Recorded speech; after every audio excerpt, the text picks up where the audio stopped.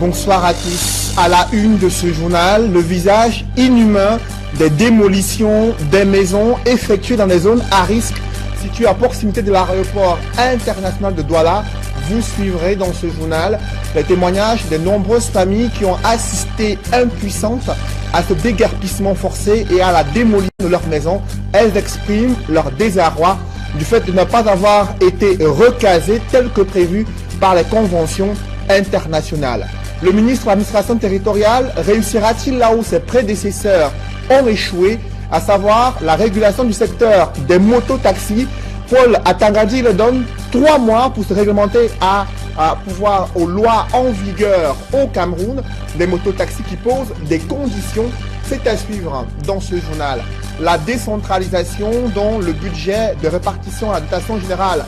La décentralisation est fixée à 10 milliards de francs CFA, un montant jugé insuffisant par des maires. L'un d'entre eux est l'invité du 20h. Vous l'écouterez dans ce journal.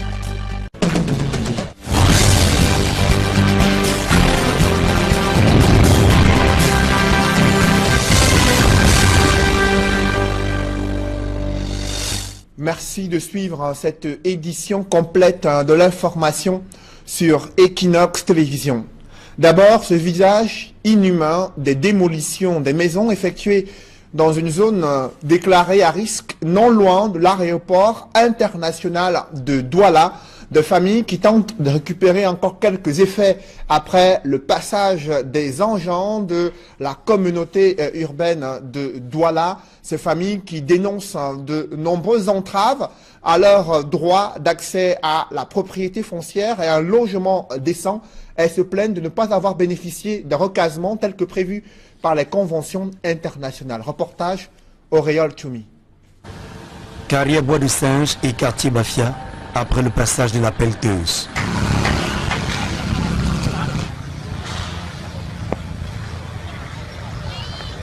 Depuis une trentaine d'années, des populations domptent le couvert végétal pour s'installer. Seulement, la proximité avec l'aéroport international de Douala n'est plus du goût de la SEGNA. Nous ne savons pas exactement pourquoi est-ce que les experts de la SEGNA ne sont pas descendus sur le terrain pour venir, n'est-ce pas, délimiter, n'est-ce pas, ce qui les revient de droit. Parce que déjà, moi, ma personne propre, quand j'ai intégré, n'est-ce pas, le quartier en 1986, je crois quand même que le mur avait, n'est-ce pas, une distance au moins de 5 mètres. Les familles sinistrées dorment à la belle étoile autour d'un feu pour diminuer l'armée des insectes carnivores.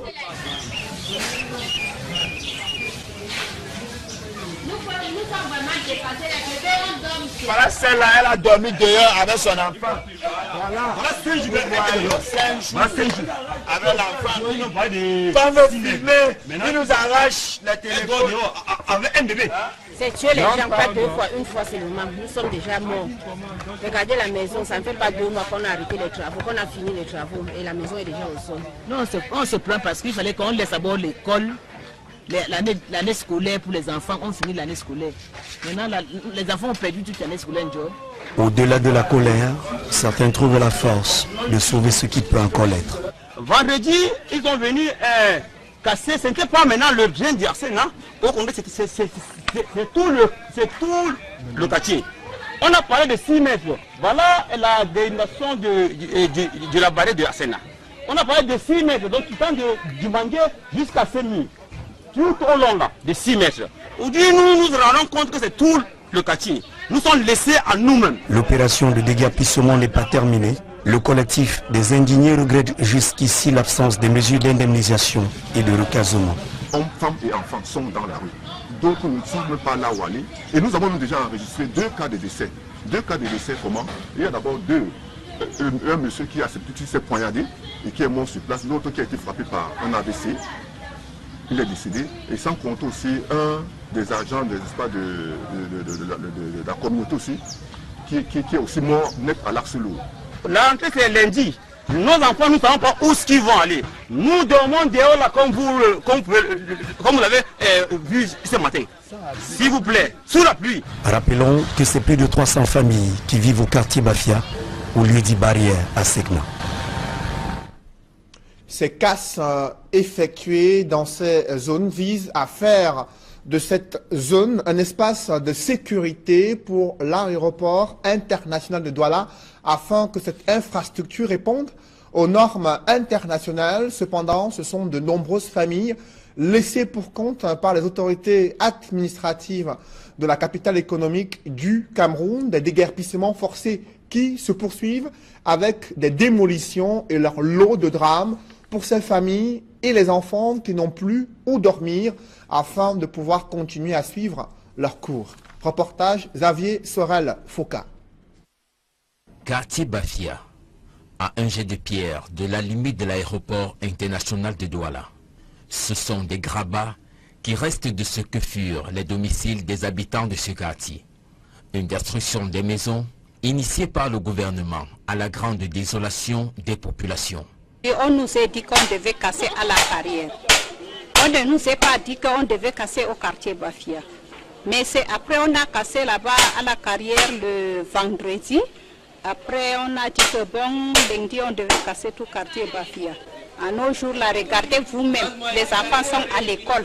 Donc on va faire comment? On déplace les enfants ou bien on part habiter à l'école avec les enfants ou bien comment? En attendant, c'est un vaste chantier de destruction qui se poursuit. Empilés sur des vérandas, posés à même le sol, dans des porte-tout, des tricycles ou tout simplement sur des têtes, les effets sont transportés pour des destinations dont les propriétaires sont les seuls à savoir.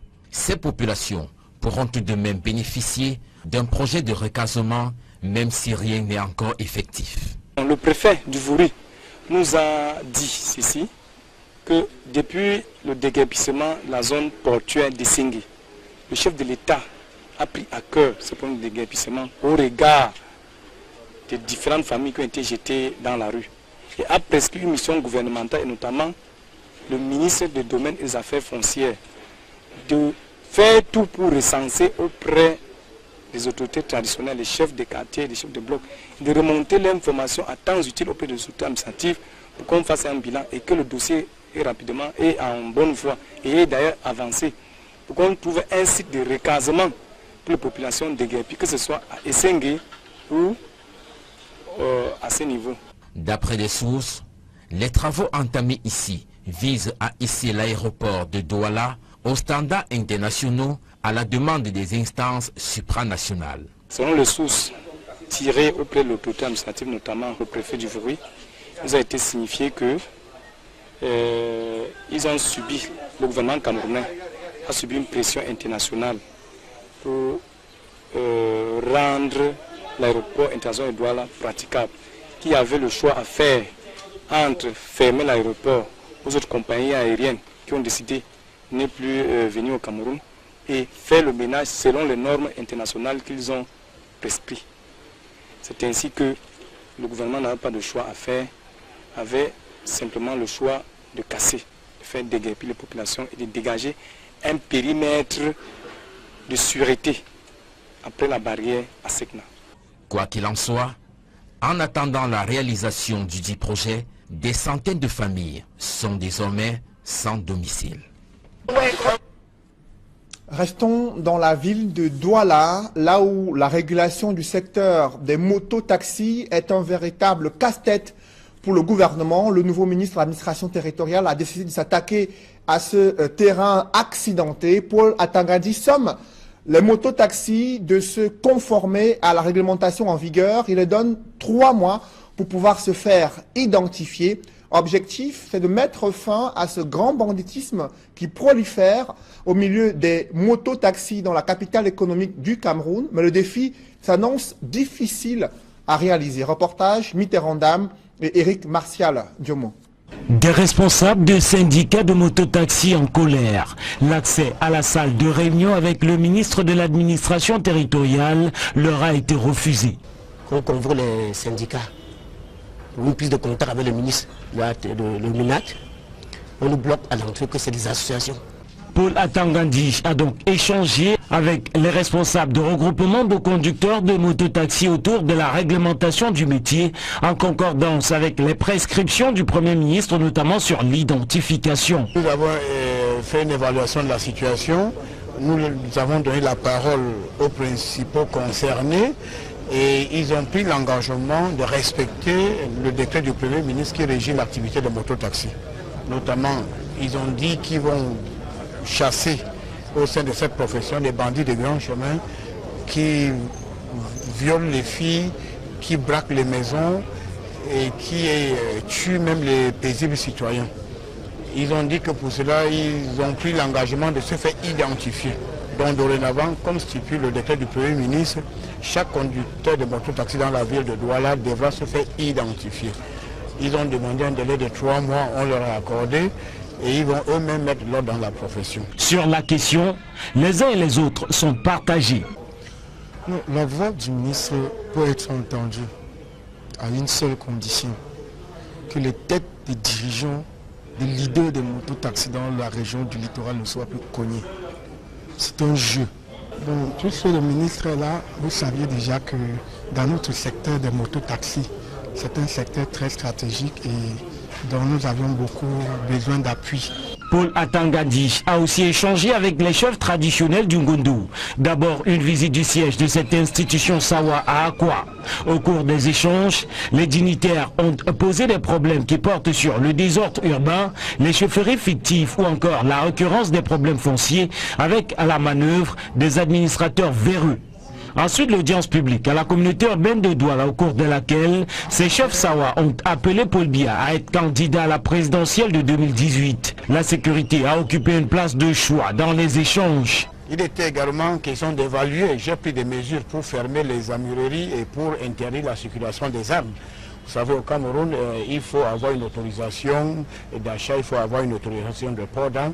Et on avait des défis sécuritaires à relever. Donc il était question, sur très haute instruction du chef d'État, de mettre de l'ordre dans le secteur. Après le nord-ouest, le sud-ouest, Paul Atangadi boucle ainsi l'étape du littoral avec en prime la valorisation de la paix et la promotion du vivre ensemble. Après leur échec à l'examen de fin de stage d'avocat, des candidats recalés résistent à la vague de critiques concernant leur mémorandum adressé au président de la République. Ils soutiennent Mordicus qui a eu des tripatouillages durant l'organisation de cet examen de fin de stage. Ces aspirants à la profession d'avocat ont quitté les couloirs de la justice pour espérer une intervention présidentielle sur les résultats de cet examen organisé dans le cadre d'une profession libérale au Cameroun. Joël Essenge et Gizogo. La colère gronde parmi les 867 recalés des 1400 candidats de l'examen de fin de stage d'avocat pour l'année 2018 au Cameroun. Les affirmations du bâtonnier du barreau et d'un ex-bâtonnier selon lesquelles le niveau des recalés a été jugé mauvais sont considérées comme des injures graves qui justifient la formation d'un collectif des avocats stagiaires indignés et la publication par celui-ci d'un mémorandum adressé au chef de l'État.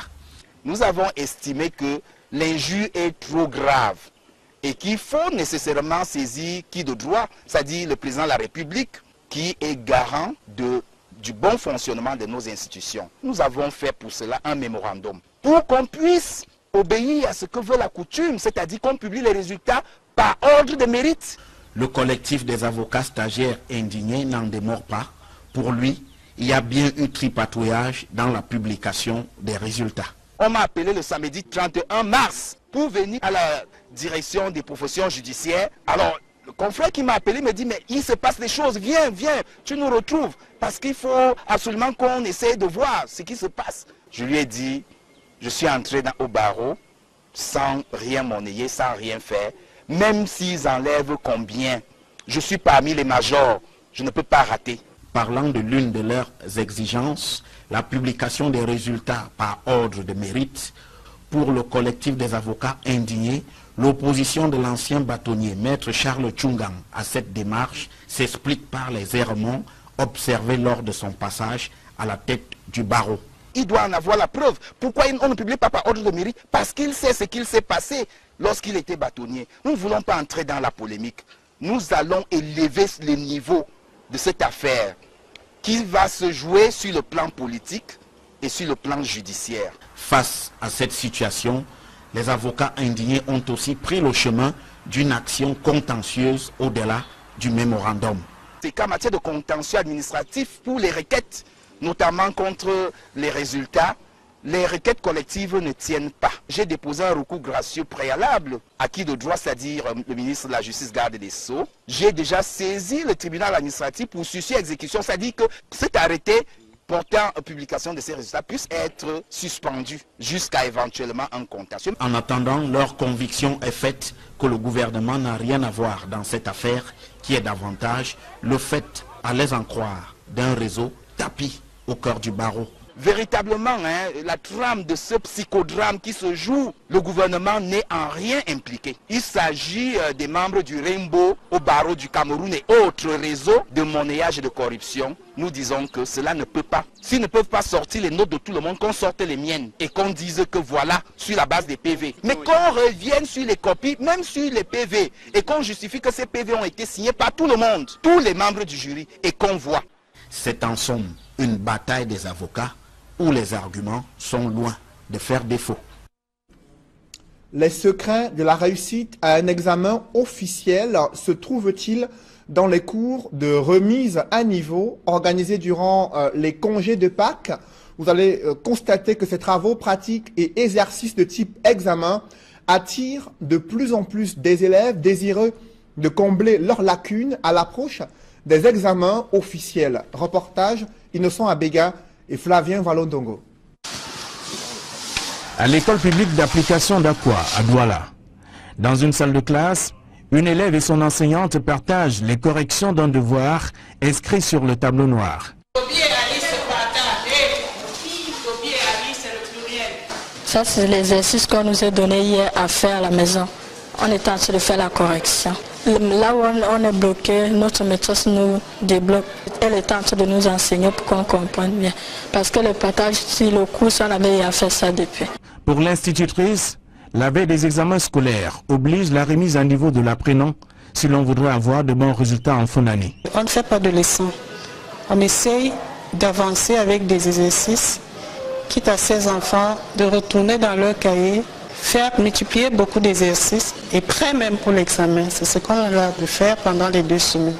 Dans la salle d'à côté, l'accent est plutôt mis sur la correction des erreurs enregistrées par des indiscrets durant les 2 derniers trimestres. Nous sommes contraints de les maintenir à l'école et de travailler beaucoup plus sur les lacunes que nous constatons. Nous avons pris sur nous la charge de traiter des épreuves type examen. Et si jamais on se rend compte qu'il y a encore des difficultés à ce niveau-là, nous essayons de remédier très rapidement. L'on apprend par la suite que les bénéficiaires des cours de remise à niveau déboursent chacun un certain montant. Nous demandons une modeste somme de 2000 francs par enfant. Au lycée bilingue de Dedo à Douala, le non-respect des programmes tels que prescrits par les textes est brandi comme motif de cours de remise à niveau dans cet établissement. Plusieurs raisons qui poussent peut-être ces professeurs à ne pas tellement finir le programme. Dans ce deuxième trimestre, ça permet à mieux se rattraper. C'est pas forcément que les examens vont se composer au mois de juin. Donc c'est pas toujours tellement facile pour ces professeurs. 2 semaines, c'est pas petit, mais c'est beaucoup aussi de les laisser carrément comme ça pour les congés. Mais aussi les effectifs pléthoriques observés dans la plupart des salles de classe.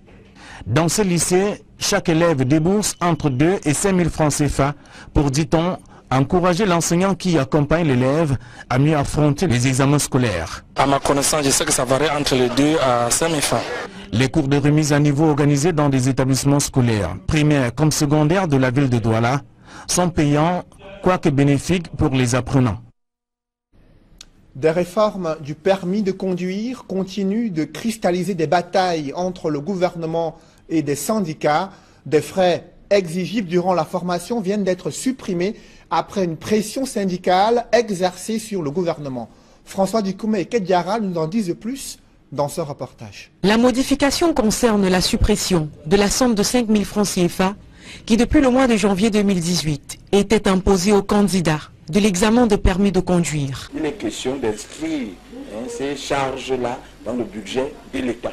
Donc la réforme continue, les inscriptions en ligne continuent, rien n'a été supprimé à ce niveau, mais c'est le financement qui a changé. Ce n'est plus le candidat qui doit payer pour financer cette réforme. C'est désormais l'État. À la base de cette réforme, une proposition d'un ensemble de syndicats, d'auto-écoles, comprenant les inscriptions en ligne des différents candidats, l'amélioration de la qualité de formation et du volume horaire, pour ne citer que cela, mais surtout l'institution de la somme de 5 000 francs CFA par candidat, de quoi réduire le taux de corruption dans le secteur. Les syndicats avaient initié une réforme que nous avons proposée à l'administration.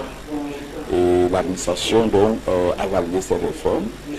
Cette réforme, jusqu'à présent, vise à éradiquer le faux qui est installé au niveau des examens de permis de conduire, au niveau de la formation. Pourtant, aussi intéressante soit-elle, la réforme sera contestée. Malheureusement, ça a mis à mal beaucoup de clandestins, ça a mis à mal beaucoup de fonctionnaires. Les pistes se sont donc attaqués à cette réforme sur le volet, l'aspect financier. Alors, ils ont estimé que l'argent perçu par l'opérateur en charge d'implémenter cette réforme était perçu de manière illégale. Ils proposeront la suppression des frais exigibles. Parmi les partisans de cette suppression, il y a Dieudonné Nyumsi, président national du syndicat des propriétaires d'auto-écoles du Cameroun. Pour lui, la réforme est bonne, mais il y a un problème. Le problème qui s'est posé et qui a créé tout le désordre que vous avez vu, c'est tout simplement parce que certains ont voulu profiter de cette opportunité pour se faire de l'argent sur le dos des contribuables. Dans le détail, il expliquera que Presprint, le prestataire chez qui cet argent est supposé être reversé, n'a pas de contrat de ce type avec l'État du Cameroun.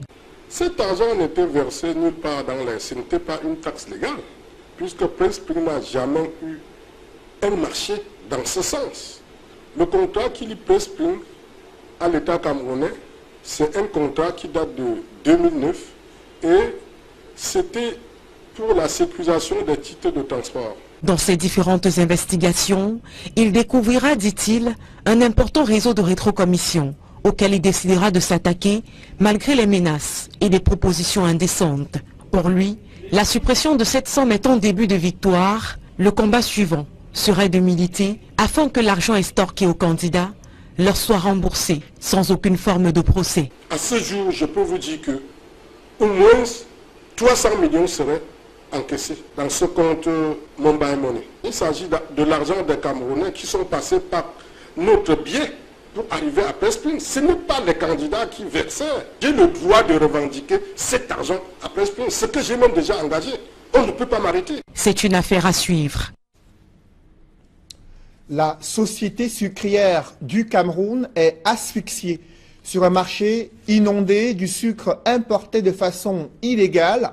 Du coup, cette situation affecte cette entreprise qui peine à écouler le sucre produit sur le plan local. Son chiffre d'affaires ne cesse de baisser et de nombreux emplois sont menacés. Pourtant, cette entreprise qui contribue au produit intérieur brut au Cameroun et est un vivier d'emplois pour plus de 4000 Camerounais. Reportage Ike Cyril. La société sucrière du Cameroun, Sosucam, a du mal à écouler ses produits. Pour preuve, des tonnes de sucre sont stockées dans les magasins de Sosucam, en Koteng et Mbandjok. La faute à une concurrence déloyale que subit l'entreprise. Elle nous fait très mal, elle fait mal parce qu'elle relève une certaine distorsion. Ce ne sont pas les mêmes coûts, ce n'est pas la même fiscalité et ce n'est pas les mêmes enjeux. Vous avez pu voir depuis votre arrivée sur le site, nous employons 8000 personnes aujourd'hui, que ce soit emploi direct ou indirect avec nos prestataires. Et c'est toute une économie locale avec un rayonnement national qui est en jeu aujourd'hui avec la paralysie annoncée de nos activités si rien n'est fait au niveau de la suspension de ces importations. Du sucre importé pénètre le territoire national par le port de Douala, tandis que du sucre contrefait passe par les régions septentrionales pour inonder le marché camerounais. Plus de 40 000 tonnes de sucre sont ainsi importées en violation de la résolution du comité interministériel de régulation du marché du sucre qui fixe le taux et les conditions d'importation du sucre. Résultat des courses, les livraisons de la Sosucam connaissent une baisse drastique avec à peine 6 000 tonnes de sucre par mois, soit 200 tonnes de sucre écoulées par jour, alors que la campagne de production en cours génère 700 tonnes de sucre par jour de ressources supplémentaires. Réuni en session ordinaire le 28 mars dernier, le conseil d'administration de la SOSUCAM a exigé l'application immédiate des résolutions du comité interministériel pour éviter une paralysie des activités de l'entreprise. C'est un cri d'alerte que nous lançons aujourd'hui, un cri d'alerte par rapport au risque de paralysie des activités de la SOSUCAM. Nous sommes en pleine campagne, nous avons convié aujourd'hui pour constater vous-même le niveau de stockage que nous avons à date, sachant que nous sommes en campagne jusqu'au mois de juillet. Sur le terrain pourtant, le travail se poursuit. Dans l'agglomérie de Mbandjok par exemple, l'on continue de fabriquer du sucre granulé et du sucre en morceaux. On arrive à broyer de la canne, à créer du granulé, qu'on arrive à transformer en bûchette ici et aussi dans la chaîne charbon que vous allez voir en morceaux. Donc c'est une usine qui fait non seulement du granulé dans les sacs de 50 kg, mais qui permet aussi de faire du morceau, des bûchettes et du sachet 1 kg. Nous sommes dans la salle de production du sucre en morceaux. Donc le sucre est réceptionné du magasin à sucre. Il est tamisé. Ensuite, on ajoute environ 2% d'eau. Le sucre est mélangé. Et après, il est introduit dans la mouleuse, que vous voyez là. Et le sucre est comprimé et démoulé, on obtient les carreaux de sucre. Le sucre ressort avec une humidité de l'ordre de 0,30%. Et il est conditionné dans les fonds de boîte, coiffé et palettisé et stocké dans la salle de maturation. Dans l'atelier de reconditionnement en Cotin, le sucre est mis en sachet dans l'espoir d'être transporté sur le marché. L'usine a pris l'orientation ce jour d'en sachet des sacs de 5 kg, donc des sacs de 5 kg raffinés. Donc ils sortent du sécheur, ils sont sur une bande roulante et à ce niveau, vous avez des agents spécialisés qui reconditionnent ces sacs de 5 kg en sacs Big Bag. 45 000 tonnes de sucre au total, soit 31 200 tonnes au magasin d'un Cotin, 13 000 tonnes en Mbandjok et 1500 tonnes dans les différents entrepôts sont actuellement stockés. Ils ne peuvent être écoulés pour cause d'importation irrégulière.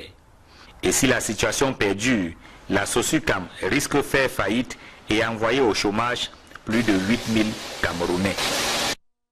Je vous invite à présent à découvrir un marché insalubre où se vend du sucre produit sur le plan local. C'est en Banga, dans le département du Mungo.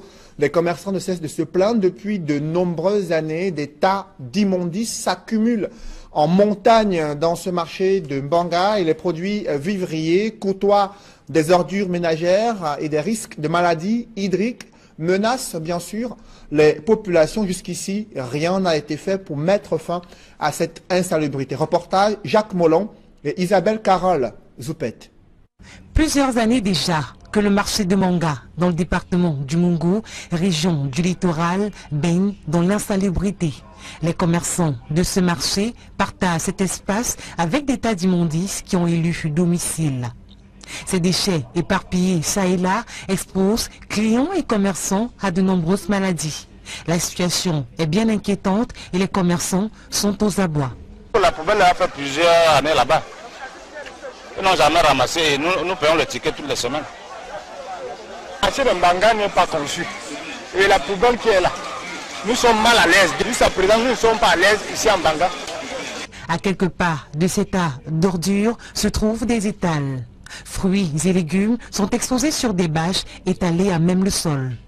Un doigt accusateur est pointé sur la mairie qui peine à construire et à entretenir ce marché. Pour les usagers, les agents communaux se livrent au quotidien à la vente de tickets. La mairie n'a pas fait son travail. Quand c'est les aliments qu'on mange directement, on ne doit pas vendre ça à le sol comme ça, c'est pas bien. Je ne sais pas, je ne trouve pas ça normal. Chaque personne doit avoir un comptoir. On ne doit pas exposer les denrées alimentaires au sol. Pas payer le ticket 200 francs. Nous ne sommes pas à l'aise. Si c'est le soleil, ça nous tue, la pluie, ça nous tue. Et tous les jours, nous payons les tickets, le droit de balayage. Les commerçants du marché de Mbanga, impuissants, sont contraints de vivre ce calvaire d'un autre genre. La situation est la même dans plusieurs marchés du Cameroun où commerçants et usagers côtoient promiscuité, insalubrité et insécurité. La dotation générale de la décentralisation est fixée à 10 milliards de francs CFA. Cette année 2018, le chef du gouvernement vient de signer un décret qui fixe la répartition de cette enveloppe. La moitié de cette dotation est consacrée au salaire des magistrats municipaux et le fonctionnement de tous les comités interministériels chargés de la décentralisation. Selon le décret du Premier ministre, les 5 autres milliards sont destinés au financement des projets de construction des salles de classe, et également les rénovations des centres de santé, des forages, l'électrification rurale et l'entretien des routes. Nous en parlerons en deuxième partie de ce journal avec Jean-Robert Wafo, adjoint au maire à Douala, deuxième conseiller municipal et spécialiste des questions de décentralisation et de gouvernance locale au Cameroun. Parlons tout d'abord de ce festival africain des arts martiaux qui reçoit des coups durs. Les Camerounais désabusés déplorent une promesse non tenue des promoteurs de cet événement. À peine annoncé, Jackie Chan, spécialiste des arts martiaux et icône mondiale du cinéma, n'a pas effectué le déplacement. Pourtant, ses fans camerounais ont déboursé des sommes d'argent pour espérer le voir faire des démonstrations de kung-fu. Mais il n'en était rien. Des associations de consommateurs dénoncent une publicité mensongère. Reportage à suivre du côté de Yaoundé. La page du tout premier festival des arts martiaux s'est fermée, laissant derrière elle des consommateurs déçus d'avoir acheté du rêve, celui de voir Jackie Chan et d'autres grosses pointures du cinéma au Cameroun. Une pilule très amère que digère mal la Ligue camerounaise des consommateurs. Les amoureux du 7e art ont cru devoir envahir le palais des sports compte tenu des annonces pompeuses.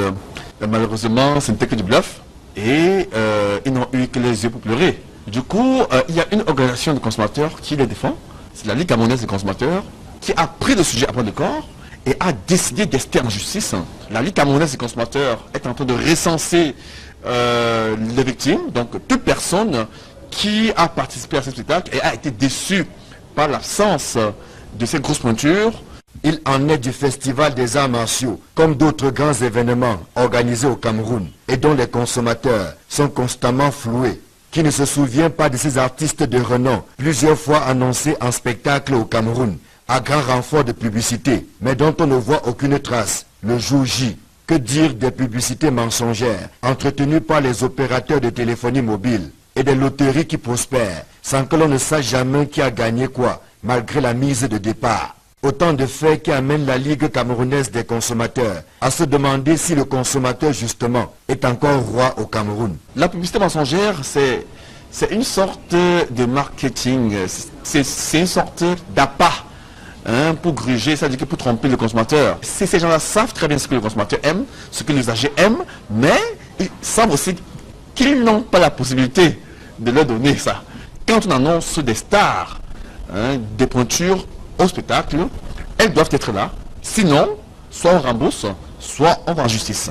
Malheureusement, les dénonciations des organisations de consommateurs résonnent comme un tonneau vide. Même si la Ligue camerounaise des consommateurs revendique quelques acquis, somme toute marginaux. Vous vous rappelez la fameuse grève de la faim qui a été menée du 21 au 25 avril 2014 devant l'ARCEL, l'agence de régulation du secteur de l'électricité, et qui a comme ça empêché la hausse annoncée des tarifs d'électricité.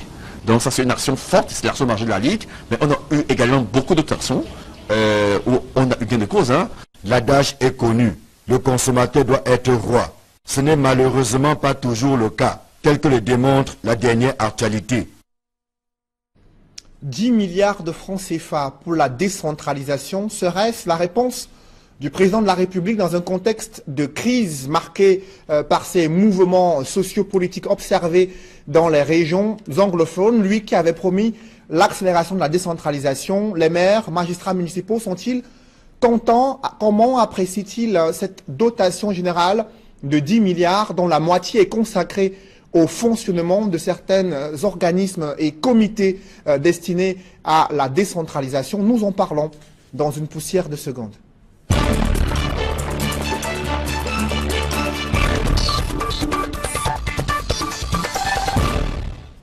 Sur ce plateau, l'un des adjoints au maire à Douala 2e, Jean-Robert Wafo.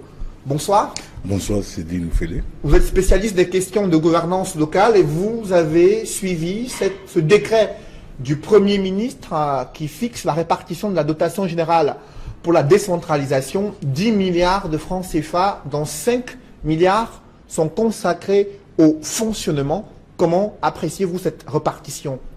Tout d'abord, avant d'aller dans les détails, il faut regarder la masse globale. La masse globale de cette dotation générale de décentralisation, c'est de 10 milliards de francs CFA, vous l'avez dit.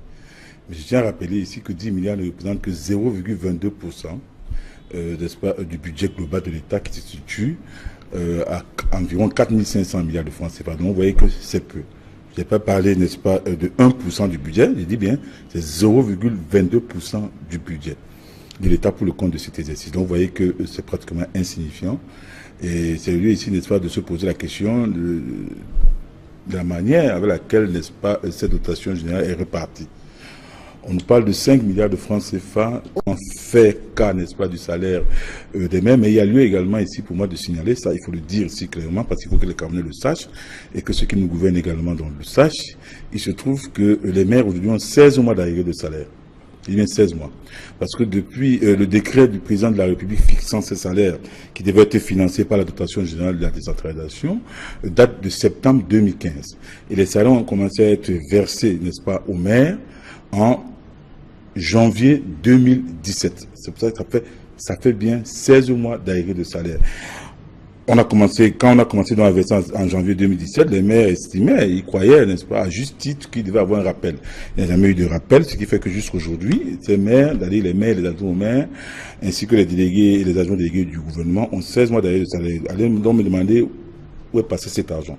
Justement, est-ce que vous avez introduit des requêtes auprès de l'administration pour pouvoir entrer en possession de ces arriérés de salaire? Mais je vais vous dire une chose, quand il s'est agi en 2008, au lendemain des événements de février 2008, de faire appliquer le décret du chef de l'État, c'est-à-dire que augmentant les salaires de base de 15% et les indemnités de non-logement de 20% des fonctionnaires, immédiatement, ça a été pris en charge.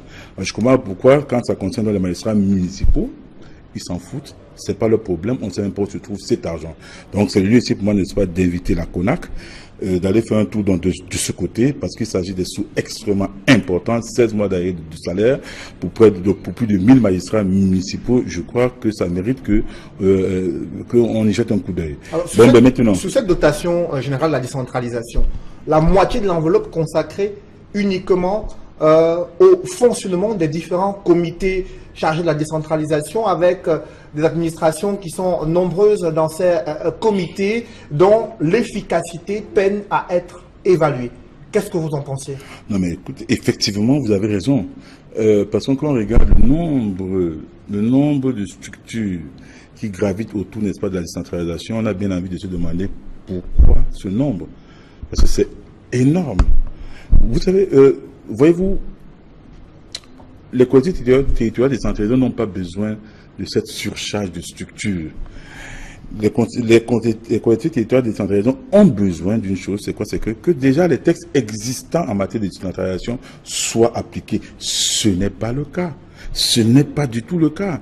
Parce que, qu'est-ce que les collectivités territoriales décentralisées attendent? Que le décret de septembre 2015 fixant les modalités de transfert par l'État de certaines compétences aux communes en matière de commerce soit appliqué. Notamment l'article 13 alinéa 1 qui dispose que les communes gèrent les marchés installés sur leur territoire. C'est ça, c'est ce que les collectivités territoriales décentralisées attendent. Pour le moment, je vous en prie. Je vous en prie, allez-y. Je veux vous démontrer. Moi je dis ça c'est de la distraction. Ça c'est de la distraction. C'est vrai que ça résout un certain nombre de problèmes, mais c'est des petits problèmes. C'est qu'une collectivité territoriale décentralisée est créée pour assurer l'épanouissement et le bien-être des populations.